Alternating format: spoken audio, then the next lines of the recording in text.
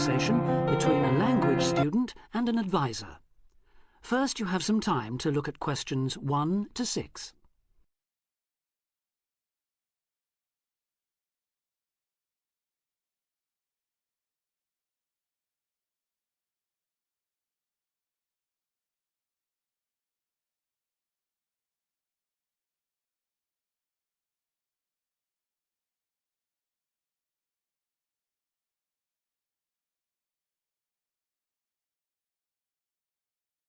Now we shall begin. You should answer the questions as you listen because you will not hear the recording a second time. Listen carefully and answer questions 1 to 6. Homestay Language Learning, Lisa McDowell here. How can I help you? Hello, my name's Dan, Hello, Dan. and I'm going to be living with a family in Edinburgh for 3 months, so I'd like some advice on what to bring with me. I'm flying in via Singapore on the 15th. Right. Well, perhaps most important of all are your documents. Vaccination certificate, sponsor's letter, and the certifying letter from us for immigration. Yes, I've got all those in order, I think. What I'm really wondering about are money and clothes and things for my room. Personal effects, in other words. OK, let's start with cash.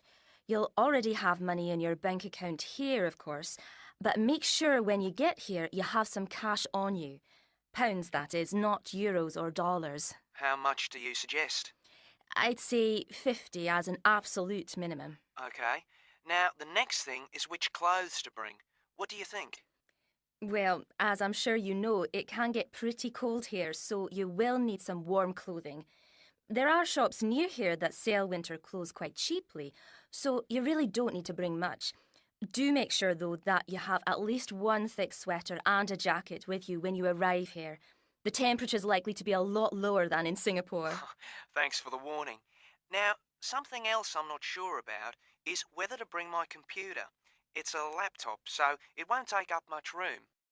2 problems. Firstly, it might not be compatible with the electricity supply in this country. And secondly, there's a risk of it getting broken in transit. Someone travelling here had hers smashed only last month. But surely I can carry it as hand luggage. Usually, yes, but because of all the tight security right now, you may have to check it in. So my advice is to leave yours at home. OK, I think I will. Is there anything else you'd advise against bringing? Well, you won't need household or cooking things. They'll all be provided. And importing food, of course, isn't allowed by customs, though I imagine you already knew that. Well, yes. But there are 1 or 2 things I'd suggest you find room for in your suitcase. Yes? Perhaps a few of your favourite cassettes or compact discs. Of course, you might be able to find them in the shops here, but then again, you might not. That's a good idea. Anything else? Yes, some photographs of people and places that are special to you could be nice. They can really make your room feel like home. It's just a thought. I'll see if I've got a few good ones. Before you hear the rest of the conversation, you have some time to look at questions 7 to 10.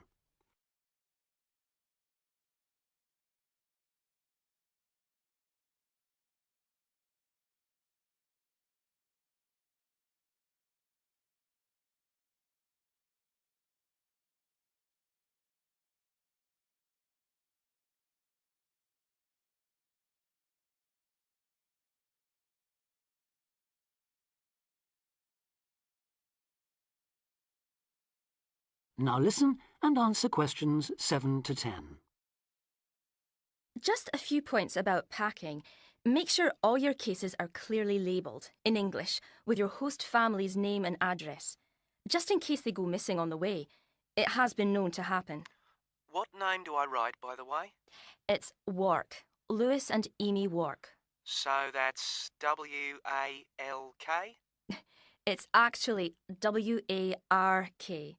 But we'll be posting full details to you later this week. Right, fine. And I'd better put some essentials in my hand luggage, enough for a night or two in case, as you say, anything happens to my main cases. Yes, I'd recommend a change of t-shirt and socks and so on, plus any medication you may need, and a toothbrush, of course. And my tights. Your tights? Yes, for the flight. Wearing them helps prevent deep vein thrombosis when you're flying long distances, not getting any exercise. Oh, yes, I've heard about that. Now, talking about exercise, there's one last thing. When you've packed your baggage, check you can carry it, all of it, at least 500 metres without any help. You may have to do that. Okay. Well, thanks for all your help. You've cleared up a lot of points. Oh, you're welcome. Have a safe journey, and we'll look forward to seeing you next month. Bye. Bye.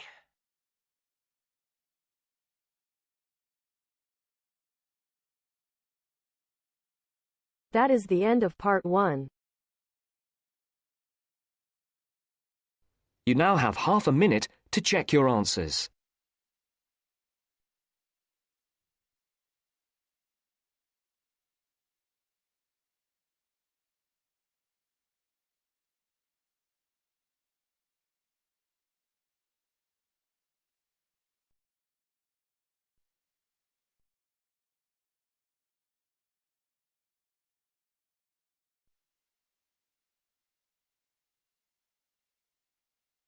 Now turns to part 2.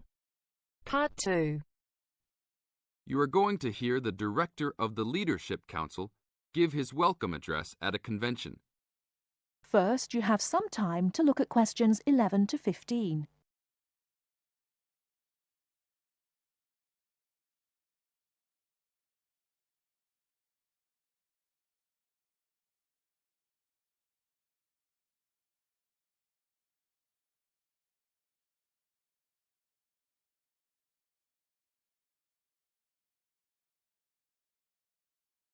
Now, listen carefully and answer questions 11 to 15.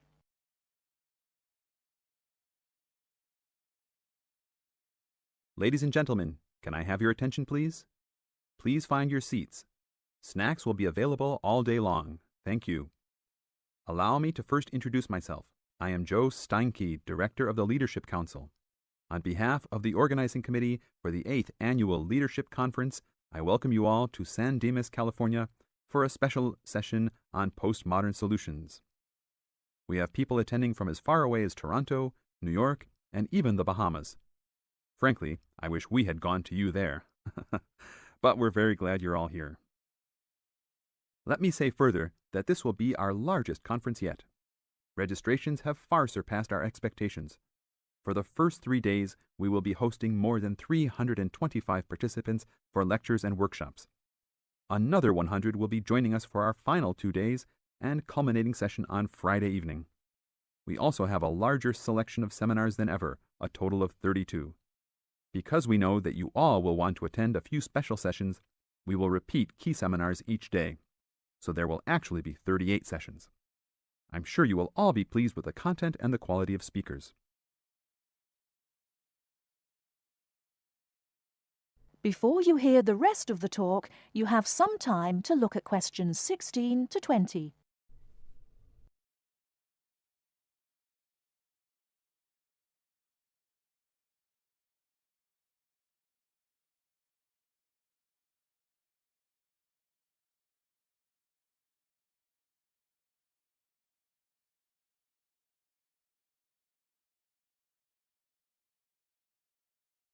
Now listen and answer questions 16 to 20.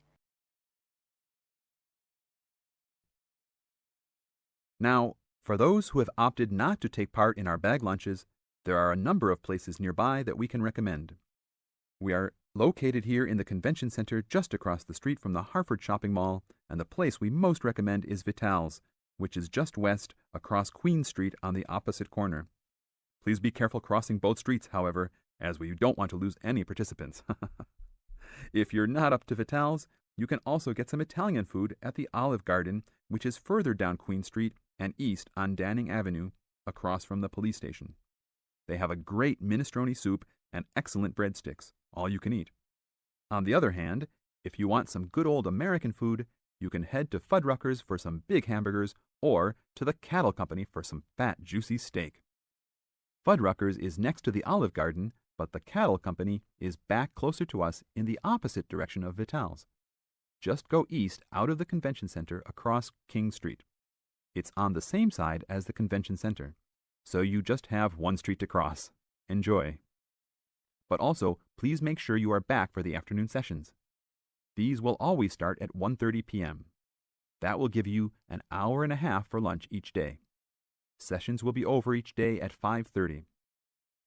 Now, regarding the schedules we've printed out, there have been a couple of last-minute changes.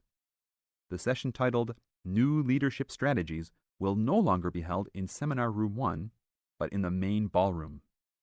This session has garnered much praise and is highly recommended to all, hence the change to a larger room. Another session has been canceled. That session was titled Leading by Serving, and it was scheduled for Daniel's room.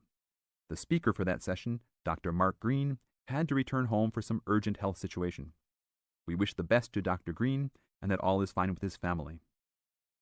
Finally, the session titled Using the Arts and Media has been changed to the second lounge room, Lounge 2. Please show up promptly for sessions and sit towards the front of each room so that all seats can be utilized. Also, turn off all pagers, beepers, and cell phones. Drinks and snacks will be provided outside each room, but please be careful at your tables. Enjoy the conference. That is the end of part 2. You now have half a minute to check your answers.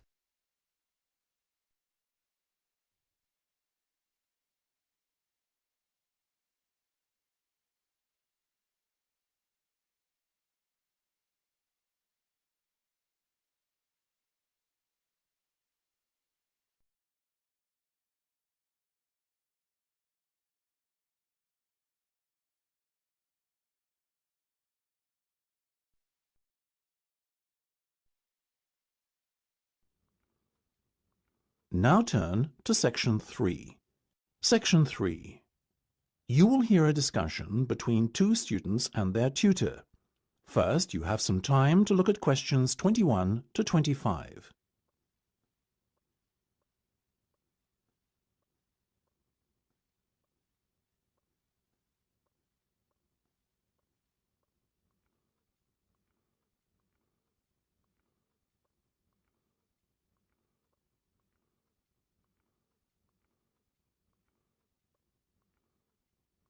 Now listen carefully and answer questions 21 to 25.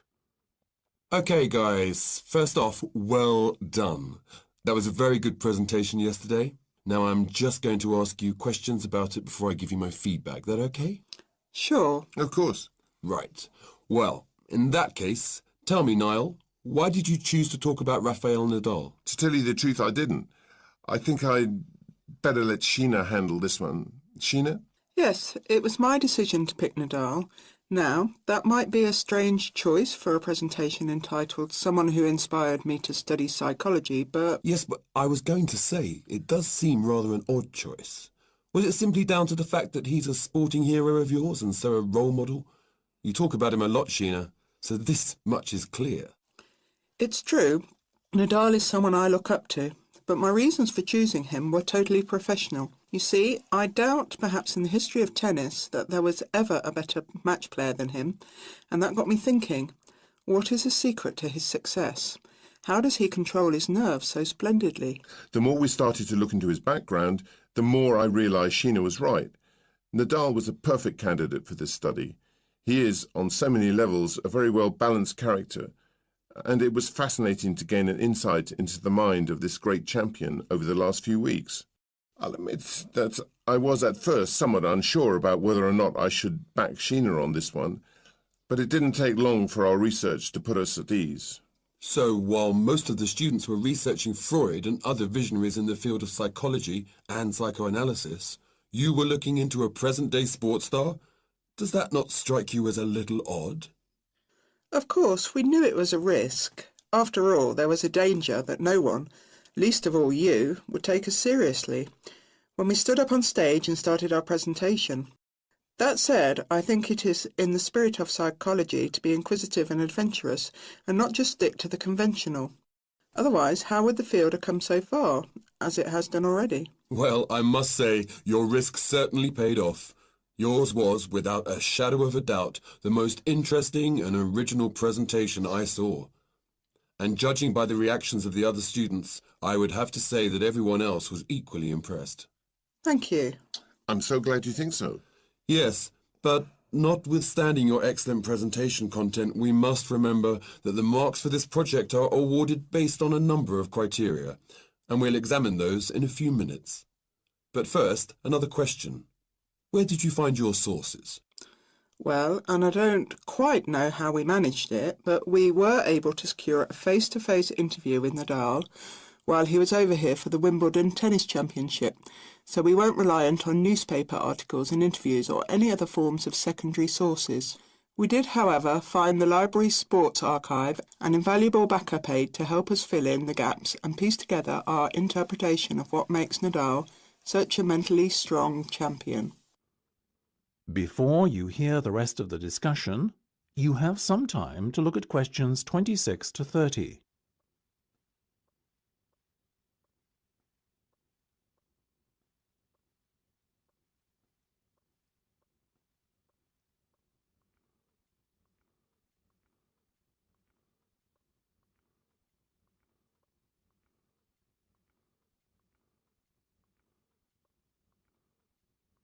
Now listen and answer questions 26 to 30.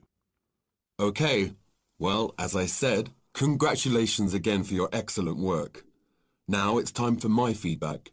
The first area where marks were awarded is in your use of equipment. I felt that had you not been a little too reliant on the overhead projector, and had you, for example, used the interactive whiteboard and audio equipment a little more effectively, you would have received top marks in this section. As things stand, though, your use of equipment was still very satisfactory. It's just a shame as it was an opportunity missed to score full points. The next area I was asked to assess is content. As you might have guessed, I simply can't fault you on that. Highly original work, so well done. As for your timing, I felt that the two of you were a little too over-rehearsed, so the presentation felt at times a little robotic. That said, again, it was very satisfactory, and you would get full points for effort. Sadly, though, there is such a thing as trying too hard, and that cost you top marks here, I'm afraid. Oh, I see. Right. What was particularly impressive, though, was the thick handout you'd prepared for everyone. I took it home to read through it afterwards, and it was very well written. But not alone that, it also enhanced my experience of the presentation itself on the day, as I was able to refer to the handout for further information on what was being discussed and to answer any questions I had. Very nice. As for your level of interaction, well, you had so much that you were intent on packing into your 20-minute time slot that sadly you ran out of time at the end, which left no room whatsoever for interaction and no one had the chance to ask you any questions. You've probably guessed, therefore, that you did worse than average in this department, and unfortunately, your score will have to reflect this. Oh, my goodness. Everything sounded so positive at the start. That is a big disappointment. We worked so hard. Now, don't be so quick to get deflated. Remember, your presentation skills only count for 15% of the project grade. Your score in this assessment, even if it were terrible, would still not be enough to prevent you from getting top marks overall. It's very hard to score well in the presentation assessment anyway, so believe me, you both did reasonably well. Thank you. I wish I felt like that. Yes, your feedback was very constructive. We're just a little disappointed with ourselves. Why? That's the end of section 3. You have half a minute to check your answers.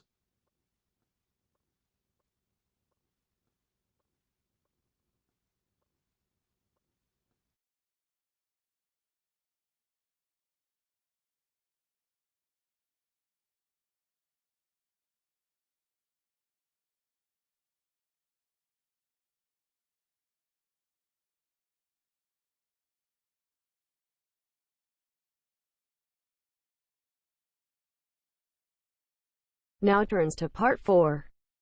Part 4. You'll hear a teacher talking about several British art galleries. First, you have some time to look at questions 31 to 33.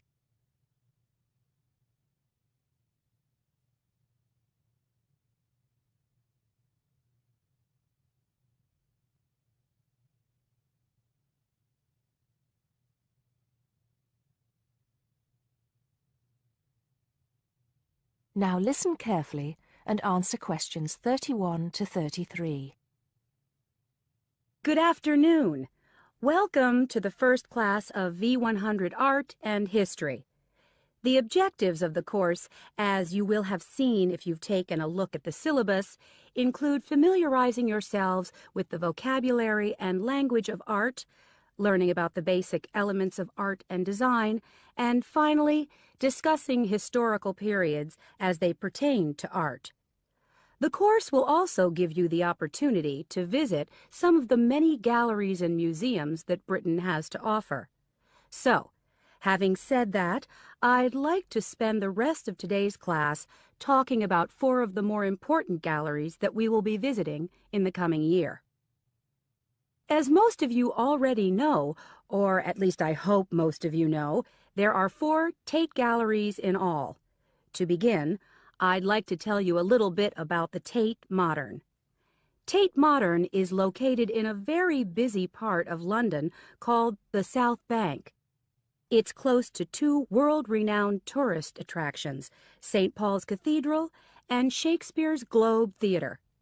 Now, interestingly enough, Tate Modern is housed in what was a power station, built in several stages between 1947 and 1963.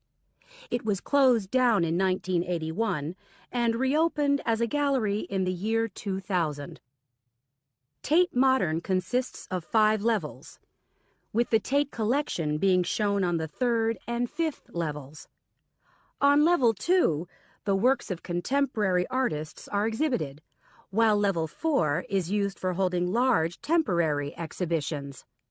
Since this museum opened, it has become a popular spot for both Londoners and tourists alike. And believe it or not, it doesn't cost anything to get in to see the collection displays. Before you hear the rest of the talk, you have some time to look at questions 34 to 40.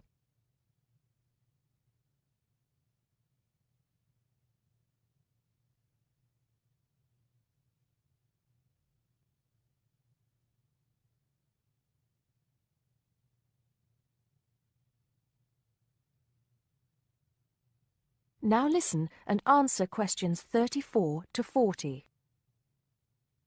Now, the second gallery I'd like to talk about is Tate St. Ives, which is in Cornwall. It was built on the site of a gasworks, and it overlooks Porthmeor Beach. Tate St. Ives is housed in a 3-story building that was designed by the architects Evans and Shalliff. It was established in 1993, 7 years before Tate Modern was opened, and the gallery exhibits the works of modern British artists, including members of the St. Ives School, a group of artists living and working in the area from the 30s onwards. In later lectures, we'll be looking at the work of some of the artists who belong to that group and the ways in which they influenced each other. Okay. Am I going too fast for any of you? No? Good. Next, I want to talk about Tate Britain, which is a gorgeous gallery situated right in the heart of Westminster. Tate Britain was the first of the 4 Tate galleries to open, and it was established in 1897. It was built on the site of an old prison, and when it first opened its doors, it was called the National Gallery of British Art. Later, it became known as the Tate Gallery, after the man who founded it, Sir Henry Tate. During its lifetime, Tate Britain has been damaged twice, once by floodwaters from the River Thames, and once by bombings during World War II. This gallery has an interesting range of exhibitions of historic and modern art from 1500 up to the present day. Now, the last gallery I'd like to tell you about is called Tate Liverpool. It's not hard to figure out where this gallery is located, is it? It was opened in 1988 to exhibit displays from the Tate collection, and it also has a program of temporary exhibitions. Tate Liverpool is housed in what was once a warehouse, and for some years it was one of the biggest galleries of modern and contemporary art in the UK. Well, That's a brief overview of just a few of the galleries we'll be visiting. I'd like now to look in a little more detail at what you can expect to see in each of these galleries, starting with Tate Britain. That is the end of part 4. You now have half a minute to check your answers.